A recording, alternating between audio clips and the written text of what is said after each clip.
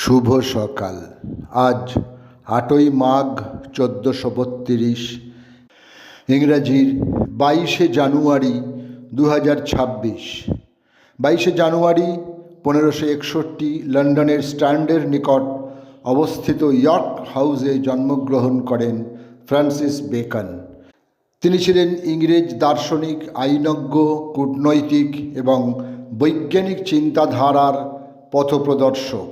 আইনজীবী হিসেবে পেশাগত জীবন শুরু করলেও তিনি বৈজ্ঞানিক বিপ্লবের প্রবক্তা এবং জ্ঞানান্ধতা ও গোঁড়ামি বিরোধী হিসেবে সুবক্তা। জর্জ গর্ডন বায়রন, যিনি লর্ড বায়রন নামে অধিক পরিচিত, তিনি ছিলেন ব্রিটিশ কবি ও রোম্যান্টিক আন্দোলনের অন্যতম মুক্ত ব্যক্তি। তাঁর বিখ্যাত কর্মের মধ্যে রয়েছে দীর্ঘ বর্ণনামূলক কবিতা জন জুয়ান এবং ছোট গীতি কবিতার মধ্যে রয়েছে সি ওয়াক্স ইন বিউটি। আজ তাঁর জন্মদিন। ২২শে জানুয়ারি ১৭৮৮ লন্ডনে তিনি জন্মগ্রহণ করেন। বিখ্যাত বাঙালি সঙ্গীতজ্ঞ, লোকসঙ্গীত আলোচক, গীতিকার, সুরকার ও গায়ক দিলীপ কুমার রায়ের আজ জন্মদিন। ২২শে জানুয়ারি ১৮৯৭ নদিয়া জেলার কৃষ্ণনগরে তিনি জন্মগ্রহণ করেন। পিতা বিখ্যাত নাটককার ও গীতিকার ডি.এল. রায়। ২২শে জানুয়ারি ১৯১২ বর্তমান বাংলাদেশের বগুড়ার বড়াইলে জন্মগ্রহণ করেন প্রখ্যাত বাঙালি গ্রন্থচিত্রকর, চিত্রশিল্পী এবং শিশু সাহিত্যিক ধীরেন বল। তাঁর প্রথম গ্রন্থ তোলপাড় প্রকাশিত হয় ১৯৪৭ সালে।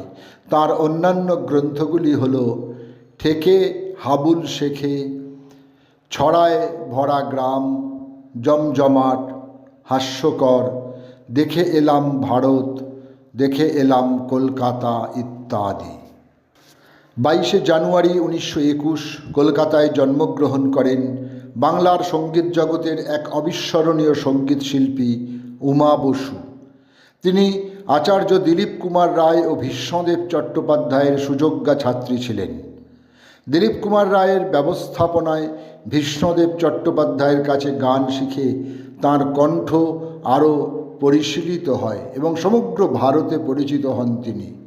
২২শে জানুয়ারি ১৯৪২ মাত্র ২১ বছর বয়সে কলকাতায় তাঁর দেহাবসান ঘটে।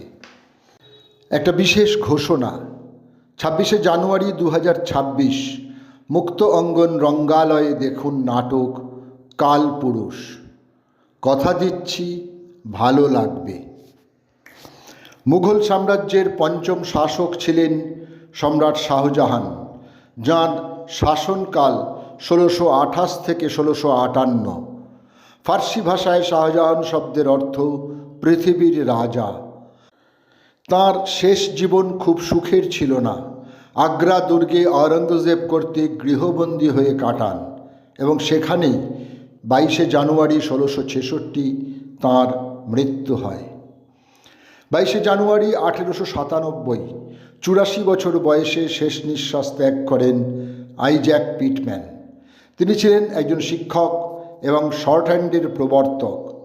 ১৮৩৭ সালে তিনি প্রথম তা জনগণের সম্মুখে আনেন।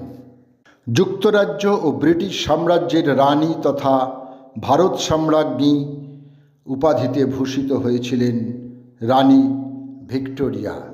আজ তাঁর প্রয়াণ দিবস। ২২শে জানুয়ারি ১৯০১ হৃদরোগে আক্রান্ত হয়ে ৮১ বছর বয়সে তিনি প্রয়াত হন। ১৯৪৩ মাত্র ৬,০০০ টাকা পুঁজি নিয়ে কলকাতার যাদবপুর অঞ্চলে স্ত্রীর নামে একটি শিল্প প্রতিষ্ঠা করেন বিভূতিভূষণ সরকার। তৈরি হয় কৃষ্ণা গ্লাস। তবে তাঁর অতীত ছিল অন্যরকম।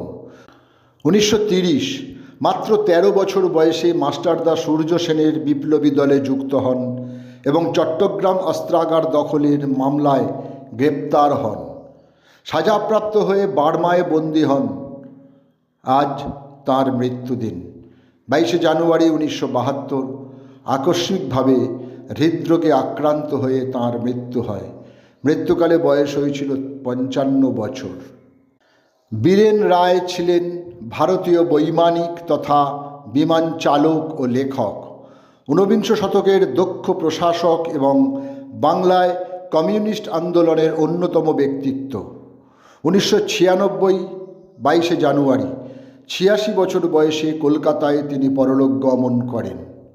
তাঁর জীবদ্দশাতেই বেহালায় একটি রাস্তার নামকরণ করা হয়। হিন্দুস্থানি শাস্ত্রীয় সঙ্গীতের একজন বিদগ্ধ সঙ্গীত শিল্পী ও সঙ্গীত শিক্ষক ছিলেন আচার্য পণ্ডিত বিমলেন্দু মুখোপাধ্যায়। আজ তাঁর মৃত্যুদিন। 22শে জানুয়ারি 2010, 85 বছর বয়সে তিনি প্রয়াত হন। কিংবদন্তি ভারতীয় বাঙালি ফুটবল খেলোয়াড়, ম্যানেজার ও প্রবাদপ্রতিম কোচ সুভাষ ভৌমিকের আজ মৃত্যুদিন।